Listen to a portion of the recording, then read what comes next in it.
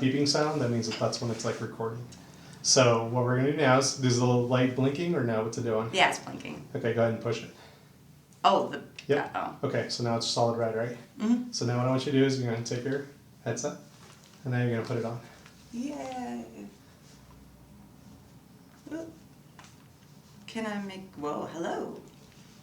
Can I make it a little bit shorter? Yeah, you can adjust. Can't you just kind of push it, or, wait. How do you, oh, it is the shortest. Oh, is it the shortest right yeah, it's okay.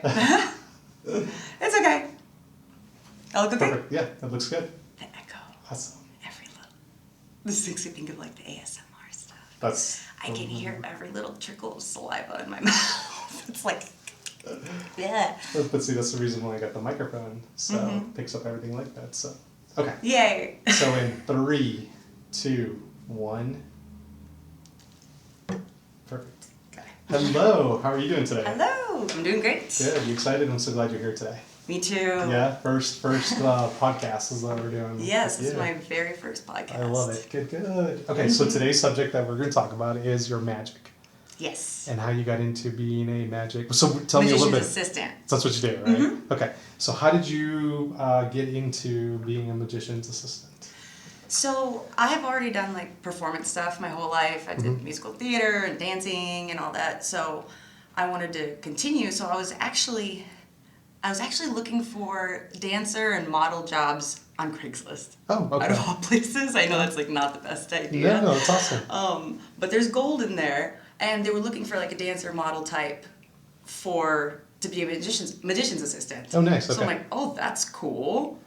And I was like, why not? Never thought about it before, but that's totally like right up my alley, doing performing and everything. So I had my dad go with me just to be safe, because it's literally like going to a stranger's house that you found on Craigslist. Yeah, and absolutely. He wants to see if I fit in the box illusion.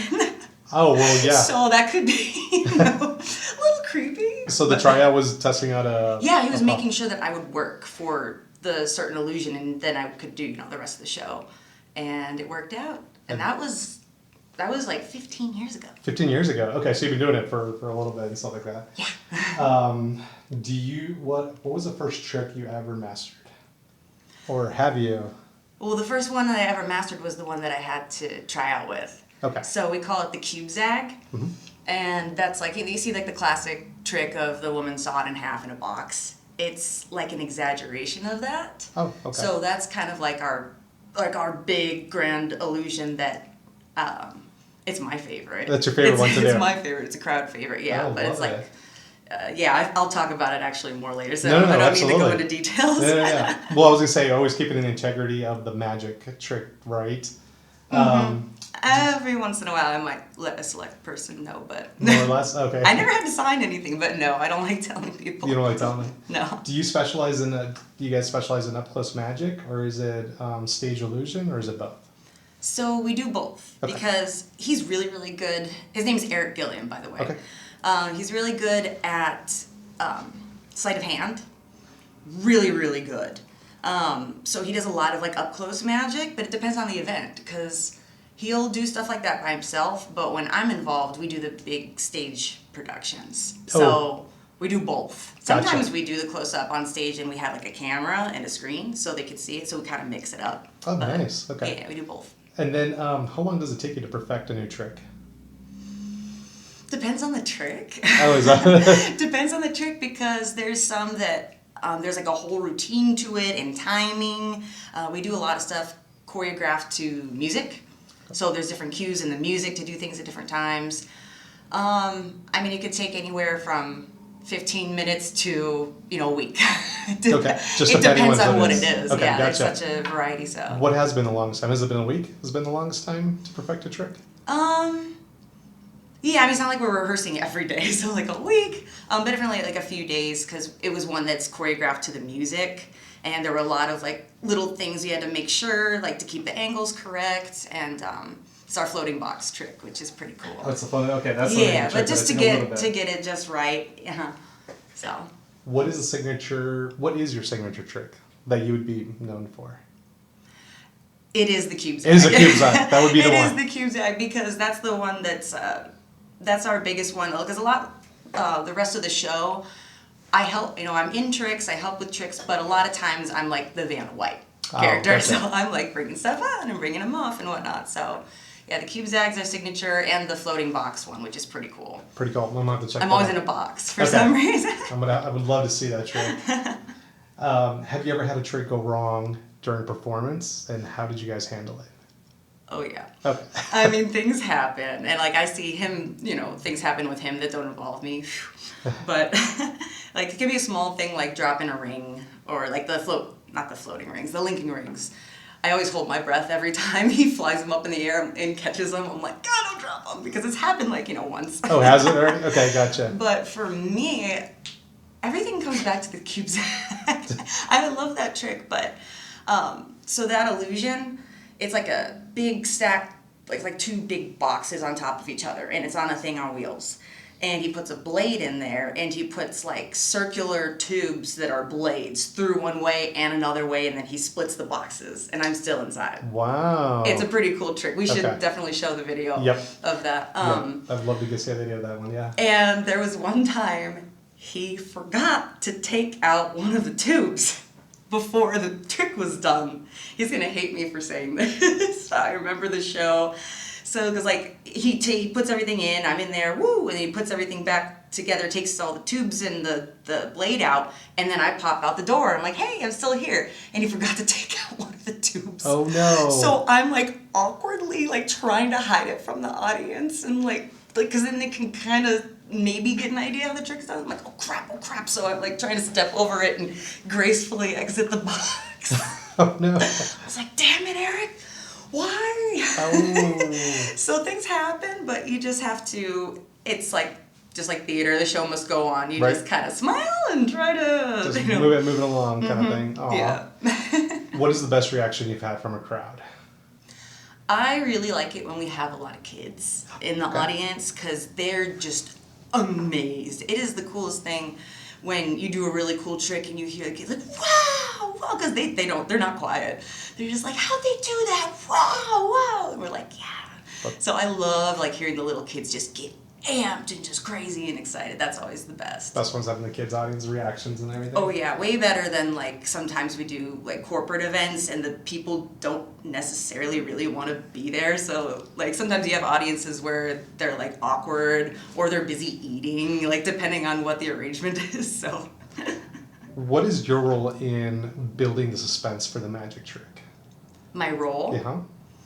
building the suspense. Yes. Have you Like the acting, oh yeah, I showing? definitely like going into tricks. Like I said, we choreograph a lot of stuff, so I guess it would be this way with probably any magician. Like the magic trick they do could take maybe 2 minutes, but the trick is like 10 minutes because there's all this story in between, or like backstory, and so just kind of getting the audience involved. We let the music build. We bring out things slowly, one at a time. It's just it's all in the way that you execute the trick. It's The not big the trick. performance. Yeah, it's not the trick itself. It's the flair. the flair to it. The flair. With the linking rings, he could just be like, "Hey, they're together. No, they're not." But he's like, whoosh, it's all visual. All visual stuff. Yeah. I love it. Visual and music. How do you protect the secrets of your craft? I don't tell anybody. Simple. It's kind of fun not telling people because I get the same question pretty much every show I do. How did you do that? How did you do that? Are you a contortionist? And I'm like, nope. They're like, you're not? I'm like, nope. And it's just like, how do you do it? And there's tricks that Eric does that I don't even know how they're done.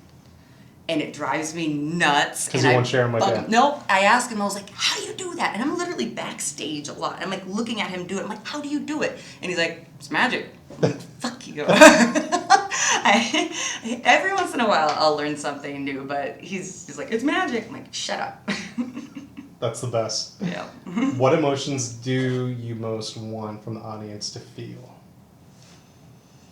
I want them to feel a few things. Well, amazement. You don't want people to be bored, like, that was no, people just be like, wow, just like baffled. Like the kids. Yeah, when the adults are like that too. And we do have that all the time. That's awesome. Yeah. What was the question again? Like, What emotions? What emotions? What emotions do you want your audience to feel? well, yeah, that's always great. And what's cool is with the little kids too, we get a lot of kids come to shows that are like aspiring magicians, Oh. and they're inspired and excited. So like, because afterwards we'll say hi to the audience members and sign autographs and Oh, stuff. that's And, awesome. Okay. you know, some little boy will come up with his mom and she'll be like, we just bought him a magic kit last month and he's Aw. been doing all this stuff and like he wants your autograph, and it's That's really the cool. best. Yeah, like you're inspiring people because magic, it's, I don't know, some people say it's kind of a dying art. Some people like it's not cool anymore. I think it's always cool. So it's awesome to have people, like I've had people come to the show that I invited, they're like, I'm not really into magic, and then they go to the show and they're like, that was really good. Like I didn't think I was gonna like it that much. That was awesome. I was like, there you go. That's the best. Yeah. What is your ultimate goal for your magic career? My ultimate goal. Well, I've been wanting to take our show like on the road more. I mean, I like working with Eric. I never really considered like working for anybody else. I mean, if a really, really good opportunity came up, I probably would. Right. But we've just kind of built this together for so many years, and I just want to make the show bigger and better and travel. Because we have gone to Texas, we've gone to, where do we go? We're mostly in Arizona, but we have gone to Texas, and he's actually gone back to Alaska, where he's from, for a show before. Oh, awesome. Okay. Yeah. Love Alaska. But yeah, I just kind of want to, like I told him before, I was like, I want to be like creative director a little bit more, because I have like certain ideas to make it, because I'm more of like, I like flashy stuff. Yes. Yep. More the visual, A little more bit the more wow. flashy, yeah. He has his own kind of way of doing things, so we kind of bounce off each other with ideas for the performance and everything, so. I love that. Yeah.